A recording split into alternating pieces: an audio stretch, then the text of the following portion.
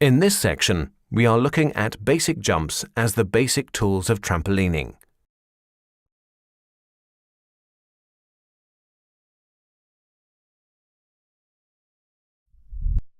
The proficient extension jump with run-up provides the basis for all other jumps and should be practiced in a variety of different ways until it can be safely executed. The run-up largely determines the quality of the jump itself. The run-up consists of just a few steps at the beginning.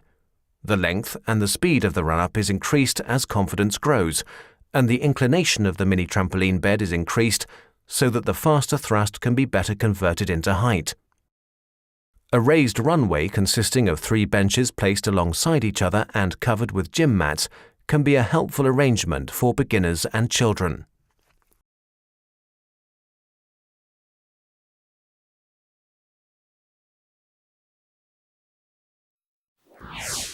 The last step of the run-up leads into the high jump onto the trampoline bed by pulling up the lead leg and jumping from the trail leg.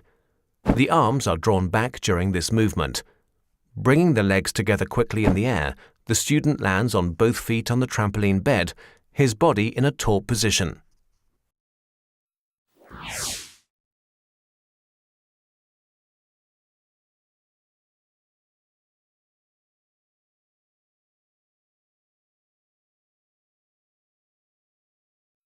After the weight of the body has stretched the springs and the bed, the resulting propulsion and active force of the launch jump as concentric thrust results in the desired descent and in the correspondingly steep, high flight curve. As the body is moving upwards, it should be stretched out in a taut position and without arching the back. The landing is prepared while in the air through peripheral fixing of the landing point and opening the legs to hip width. The feet are placed down at hip width before the center of gravity, and knees are yielded to a half squat without losing the body's overall tautness.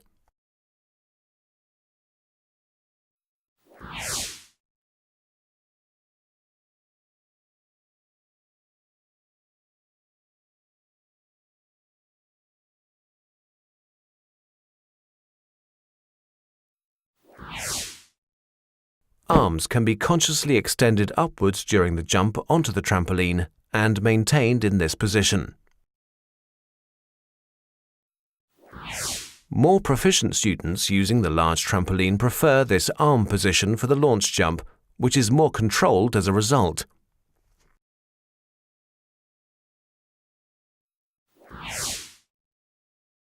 Assistants stand to the sides near to the back of the trampoline on the landing mat and secure the landing if required by grasping the jumper's body from the front and the back.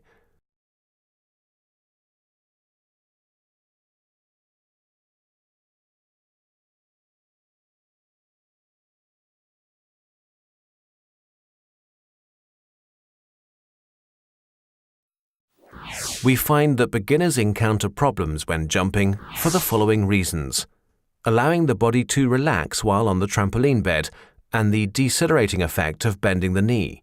Contact with the trampoline bed is too brief. Jumps are too flat or too far, too steep or too close. Arching of the back during flight through the air. Bending the knees too much on landing, which is risky, especially for the back, or landing too stiffly without allowing the knee joints to yield. These mistakes can be prevented and corrected in particular by a variety of exercises to improve body tension and jumping technique on the ground, as well as playful formations on the mini trampoline.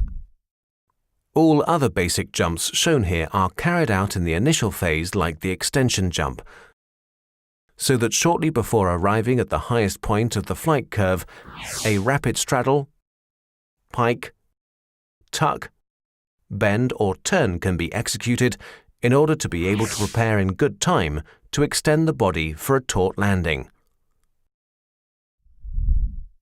The tuck jump. Once the jumper has gained height through jumping off into an extended position, he quickly pulls up the legs into a tuck position and stretches them back down again for landing. This involves pulling the knees up towards the chest. Further support can also be briefly gained by grasping the shins. Assistants are on hand to prevent the jumper falling forwards or backwards by grasping the body during the landing extension if required.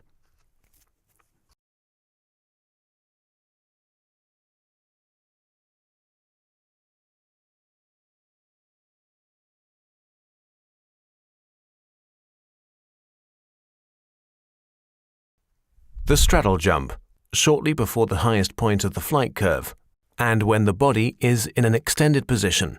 The legs are straddled to the side and closed again for landing. The arms are brought obliquely upwards and maintained in a high position until landing. For this jump, assistants stand close to the Minitramp, but behind and further up in front of the landing jumper, so as not to be kicked by the legs swinging out to the sides.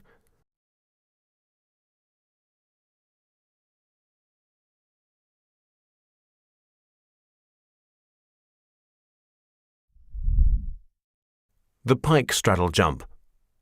The additional pike alongside the straddle demands a greater degree of suppleness, elasticity, and coordination.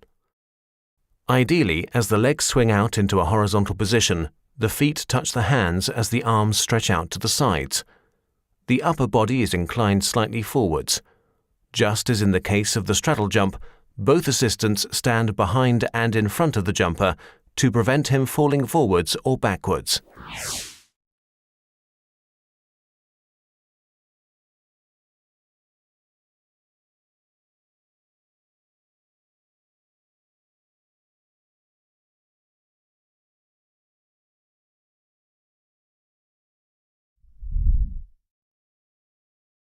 In the main execution phase of the pike jump, if possible, the extended legs are angled forwards until they are in a horizontal position. The arms are also extended and held in a suspended position. Good flexibility in the hip joints may also allow for a light touch of the sole of the foot.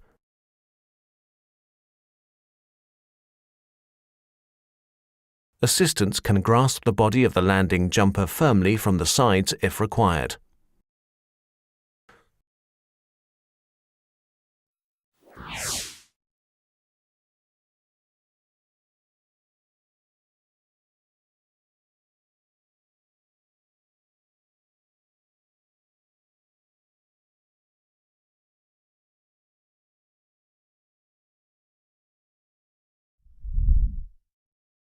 The rotation in twist jumps is instigated by the off-center dismount supported by the turning of the head and body. Arm movements in the direction of the turn, leading to stomach and nape, can increase the speed of the rotation. Until the jumper executes a full twist, however, it is sufficient to leave the arms held upwards during a lengthwise body turn. When executing an extension jump with half rotation or half twist lengthwise, the non-visible rotation impulse comes from the feet. The rotation is guided and supported by turning the hips and head in the direction of the rotation.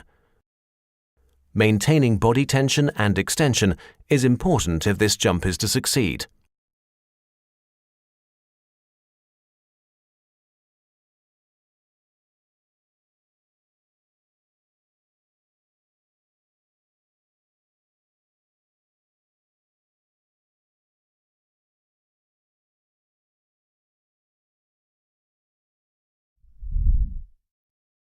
The elements required for the half twist are also required to a greater degree for the full twist.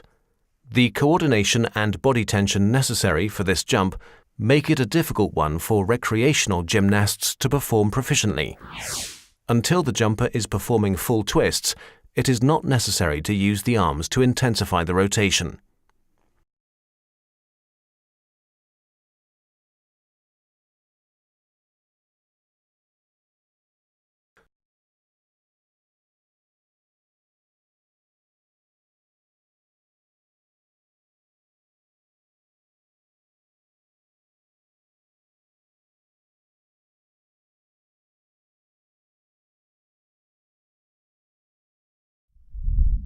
The additional twist movements in these basic jumps require more time, and therefore a greater height, and of course particularly good coordination and balance in their execution.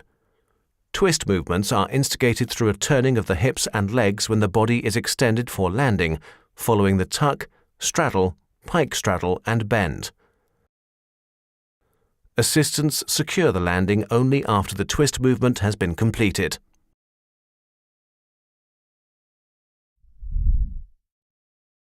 Varied, playful basic jumps with different functions and means of support improve jump height, accuracy, the ability to keep the body tense and taut, safety when jumping and landing, as well as the technique of the basic jumps themselves. A variety of basic jumps can be conducted, for example tuck, pike, straddle or twist onto different target markings along lines set down crosswise or lengthwise, or as high jumps.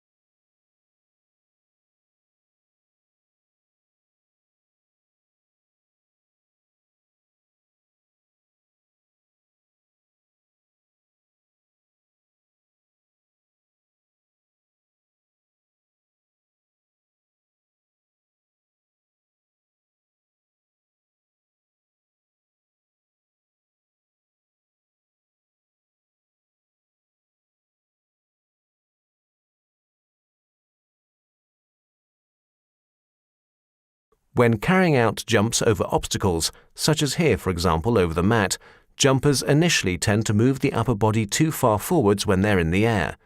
Assistants are made aware of this.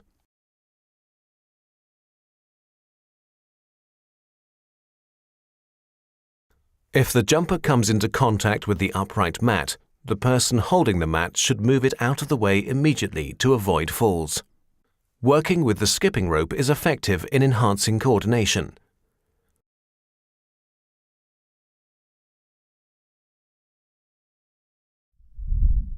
As well as the important practice of basic jumps, and apart from the playful practice of target jumping, further variation is presented by jumping appraisal.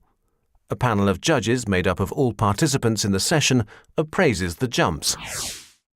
For example, according to good execution, difficulty, height, landing precision, consistence in the case of synchronized jumps, or in the case of clown jumps, level of hilarity.